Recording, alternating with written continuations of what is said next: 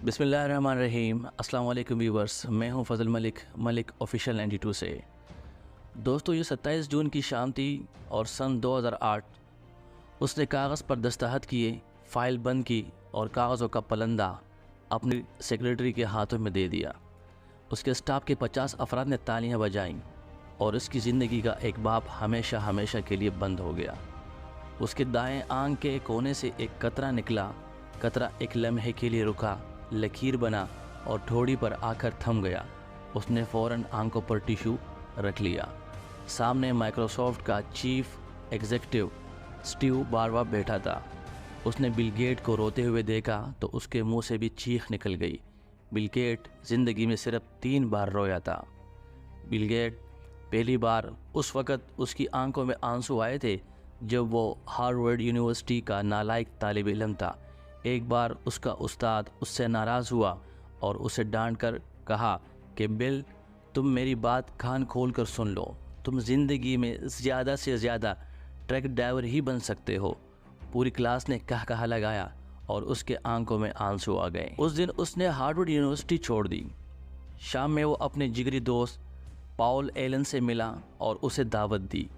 आओ पॉल, हम इस दुनिया की बुनियाद रखें जो आज तक सिर्फ हमारे जहन में थी।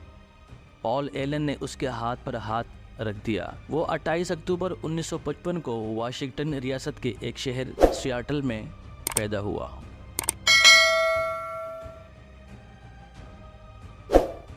इसके वालिद वकील थे। सारा घराना पढ़ा लिखा और मुअज़्ज़ज़ था, लेकिन बिल पढ़ाई में बहुत कमज़ोर था। इसमें यकसोई नहीं थी। उसकी सोचें मुंतशिर हो जाती थी, लिहाजा इसके वालिदैन इसकी वजह से परेशान रहते थे। इसके वालिद की ख्वाहिश थी कि वो हार्वर्ड यूनिवर्सिटी से डिग्री ले, लेकिन यूनिवर्सिटी से उसका नाम खारिज कर दिया गया था। इसके वालिद को शदीद सदमा पहुंचा, पर उसके वालिद का दिल मुतमईन था। उसका ख्याल था कि हार्वर्ड यूनिवर्सिटी किसी न किसी दिन अपने इस नालायक तालिब इल्म पर फ़ख्र महसूस करेंगे। आने वाले दिनों में उसकी बात सच साबित हो गई। हार्वर्ड यूनिवर्सिटी ने न सिर्फ अपने गेट पर उसके नाम की तख्ती लगा ली थी, बल्कि ख़ुद को बिल गेट की यूनिवर्सिटी कहलाने लगी। लेकिन ये बात बहुत बात की बात थी। हम अभी सन 1975 में हैं। 1975 में उसने अपने दोस्त पॉल एलन के साथ मिलकर दुनिया की पहली सॉफ्टवेयर कंपनी बना ली। इस कंपनी का नाम उन्होंने माइक्रोसॉफ्ट रखा। लोग इसके आइडियाज़ और नाम दोनों पर हंसते थे, लेकिन उन्होंने हिम्मत नहीं हारी। वो काम करता चला गया, यहाँ तक कि सन 1979 तक कंपनी ने पुर्जे निकाल लिए और ठीक ठाक पैसे कमाने लगे। लेकिन अभी वो इस कामयाबी से बहुत दूर था जो बचपन से उसके जहन पर दस्तक दे रही थी। सन 1980 में स्टीव बाल्बर ने कंपनी ज्वाइन की और उसके बाद देखते ही देखते माइक्रोसॉफ्ट वाशिंगटन रियासत की सबसे बड़ी कंपनी बन गई और इनके ऊपर दौलत बारिश की तरह बरसने लगी। बस यहाँ तक 1994 में वो सिर्फ 39 बरस में दुनिया का अमीर तरीन शख्स बन गया। वो इतना मशहूर हो गया कि अमरीकी सदर ये ऐलान करने पर मजबूर हो गया, who are the nation of Bill Gates. ये हार्वर्ड यूनिवर्सिटी की उस नालायक तालिब इल्म का पहला एजाज़ था और ये एजाज़ पाकर उसके आंखों में आंसू आ गए। ये दूसरी बार थी जब वो दरवाज़ा बंद करके रो पड़ा था। जी हाँ, उस शख्स का नाम बिल गेट है और पिछले कई बरस से दुनिया का अमीर तरीन शख्स चला आ रहा है। ये इंसानी तारीख़ का वाहिद शख्स है जो 39 बरस की उम्र में दुनिया का अमीर तरीन शख्स बना। उसने मुसलसल तकरीबन 14 साल तक ये एजाज़ बरकरार रखा।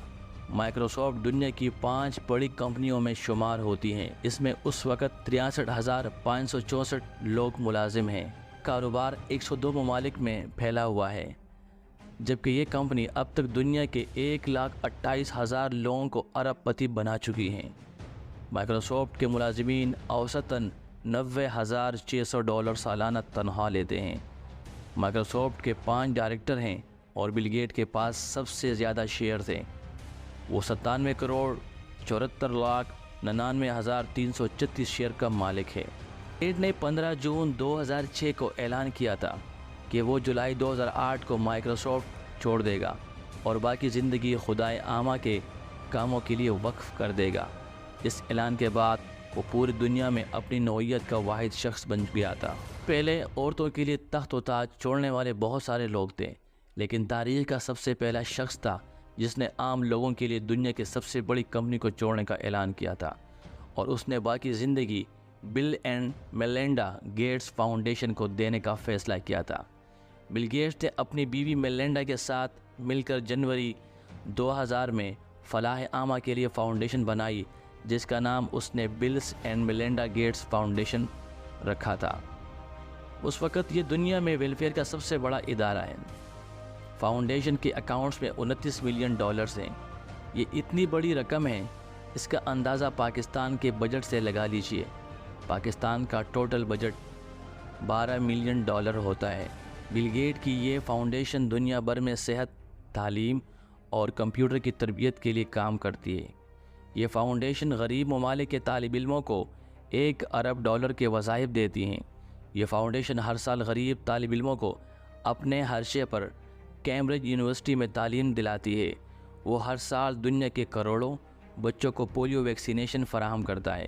یہ فاؤنڈیشن ایڈز کا علاج دریافت کر رہا ہے۔ اس کا کہنا ہے کہ اپنے انتقال سے پہلے وہ اپنے بچوں کو صرف $1 ملین دے گا اور باقی ساری دولت دنیا کے ضرورت مندوں کے حوالے کر دے گا۔ اس کا کہنا تھا کہ دولت ضرورت مندوں کی امانت ہے اور وہ یہ امانت ان لوگوں کو لوٹا کر واپس جائے گا۔ ناظرین، بل گیٹس کے اس اعلان کے بعد دنیا بڑی شدت سے 27 جون 2008 کا انتظار کرتی رہی۔ دنیا دیکھنا چاہتی تھی کہ کیا بل گیٹس واقعی اپنے وعدے کا پاس کرے گا۔ 27 جون آ گیا، بل گیٹ دفتر آیا، اس نے اپنے ملازمین کو جمع کیا اور کمپنی چھوڑنے کا اعلان کیا۔ اس کی آنکھ سے آنسو نکلا اور ٹھوڑی پر آ کر رک گیا۔ بل گیٹ زندگی میں تیسری بار رو رہا تھا۔ اب ذرا سوچئے، خیرات، صدقات اور فلاح و بہبود اسلام میں عبادت کی حیثیت رکھتی ہیں، لیکن دنیا کی سب سے بڑی مہیر کا اعزاز کسی مسلمان کو نصیب نہیں ہوا۔ دنیا کی امیر ترین لوگوں کی فہرست میں 3 مسلمان بھی شامل تھے، لیکن لوگوں کی خدمت سعادت اللہ تعالیٰ نے بل گیٹس کو عطا فرمائی۔ دنیا کا 5واں امیر ترین شخص ایک عرب مسلمان شہزادہ ولید بن دلال ہے۔ اس کی دولت جواہانوں میں خرچ ہو رہی ہے، جبکہ بل گیٹس اپنی دولت ایڈز کے علاج میں خرچ کر رہا ہے۔ وہ مسلمان بچوں کو تعلیم دے رہا ہے۔ ذرا سوچئے، پوری اسلامی دنیا رئیس لوگوں سے بھری پڑی ہے، لیکن انہیں کسی ضرورت مند کو مدد کرنے کی توفیق نہیں ہوتی۔ شاید یہی وجہ ہے کہ عالم اسلام پر یورپ اور امریکہ غالب ہے۔ اللہ مسلمان تاجروں کو بھی بل گیٹ جیسا ظرف اور توفیق دے۔ Thanks for watching the video.